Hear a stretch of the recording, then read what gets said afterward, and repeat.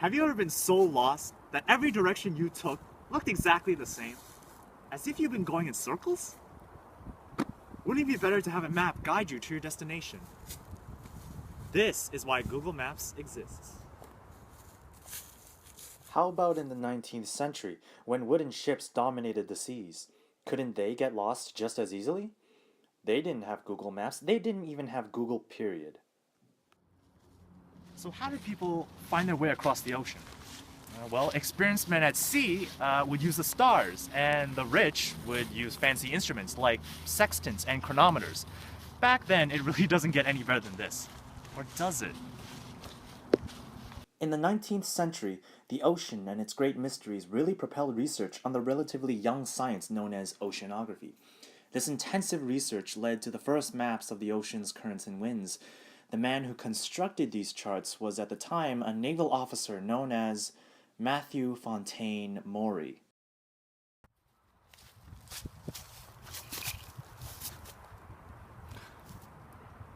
Well, these maps really helped sailors and merchants reach their destinations at a much faster time. They were also a tremendous help in the California Gold Rush in 1849. So, who is this Matthew Maury guy, and why is he so unheard of in the modern world?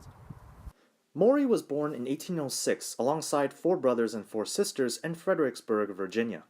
As a young boy, he was interested in mathematics, which translates into his future pursuit of oceanography. At the age of 19, he went on his first cruise as a midshipman on board the Brandywine. 2 more cruises followed, and Maury, during his time on these cruises, was analyzing the wind and ocean currents and recording his observations. Maury used those very observations to write several publications, and in 1842, he became the superintendent of the Depot of Charts and Instruments in the United States Navy. A mouthful. Still impressive, but it doesn't stop there. He actually gained the access to the ship logs of every US vessel that ever set sail. And by using those very ship logs, he constructed the very first wind and current chart 5 years later. And just to reiterate how effective these charts were, a boat trip from, let's say, New York to San Francisco would take approximately 180 days. And after those charts were introduced, that time was reduced to 133. And soon after, captains heard about this. They wanted a piece of this chart in exchange for providing Maury with data. And as a result, Maury's recognition grew very quickly. With his growing fame due to his wind and current chart, Maury was able to call upon 10 nations to gather in Brussels for a conference concerning the creation of a uniform system of reporting ship log data. With even more data coming in now than ever before, he was able to publish another book called The Physical Geography of the Sea in 1855. Maury's Physical Geography of the Sea was, believe it or not, highly criticized, especially by future oceanographers in the following century. One of them was John Lely, who was a professor at the University of California who studied climates and glaciers. He was the one who reprinted his book in 1963. Now, the biggest problem, according to numerous reviews on the book, was that although his findings and observations were fairly accurate, his reasoning was not. And to quote John Lely, his facts are often correct and his reasoning usually weak and fanciful. Now let's talk about the Gulf Stream, arguably one of the most studied currents in the world. In the late 1700s and the early 1800s, famous figures like Benjamin Franklin and James Reynolds, they came up with this wind-driven theory to explain the Gulf Stream. And Benjamin Franklin was the first to come up with the idea that these northeasterly trade winds between the equator and 30 degrees north would cause an accumulation of water just at the tip of the Florida Peninsula due to Ekman transport and the Coriolis effect.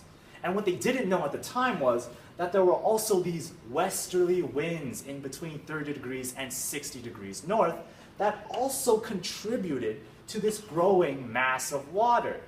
And at the time, James Reynolds contributed to this theory by saying that the Gulf Stream was a stream current, which means that horizontal pressure gradients because of the Density. due to the variation in temperature and salinity, would dictate the flow of the Gulf Stream. And at the time, very, very little people doubted the wind-driven theory. The fact that these northeasterly trade winds, which contribute to the accumulation of water here, which in turn contributed to this downhill movement of water across the coast of America and into the Gulf of Mexico. Now, Maury, however, and as stated in his book, The Physical Geography of the Sea, had different ideas as to how the Gulf Stream functioned. And he completely disregarded the wind-driven theory by Benjamin Franklin. So this is what he did. He deduced the depth up here, right off the coast of North Carolina, near the island of Hatteras, through the width of the Gulf Stream here. And what he found was that the depth here, at the tip of the Florida Peninsula, was actually greater than the depth up here. So therefore, he concluded that the Gulf Stream actually moves uphill rather than downhill. Maury didn't know that the horizontal pressure gradients were determined by density rather than depth, which is why it appears he's making absolutely no sense at all. So to wrap things up, Maury did in fact collect invaluable data, but he did not have the means to explain how or why things happened. But despite all this, we cannot deny the fact that he did help navigators all over the world cut down on their travel times. And he is still considered by many others as the father of oceanography. Maury's discoveries in oceanography propelled its development and research. In the last 100 years or so, we have seen many improvements in the collection of various data. Advanced instruments like floats that record the profile of the ocean and send the data to satellites, and another one called the acoustic Doppler, which determines wave velocity through sending pings to the ocean. Back in the 19th century, Maury didn't have computers or any fancy machines to work with. But nowadays, we have that technology which can gather all sorts of data, ranging from waves and currents to temperatures and depths. The National Oceanographic Data Center, or the NODC for short, for example, has the largest usable collection of data, which includes about 250,000 oceanographic stations. All Maury had to work with were ship logs, and not to mention the time it would take to gather this data.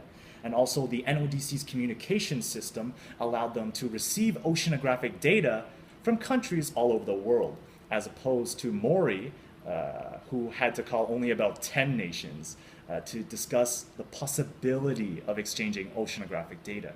So to sum it all up, Maury's first ever wind and current chart in 1847 was really the true beginning of oceanography, in my opinion. And of course, we already know that there was in fact prior research done before Maury, which was performed by famous figures like Benjamin Franklin and James Rennell. But their interest wasn't really there. The interest could be described as a roller coaster.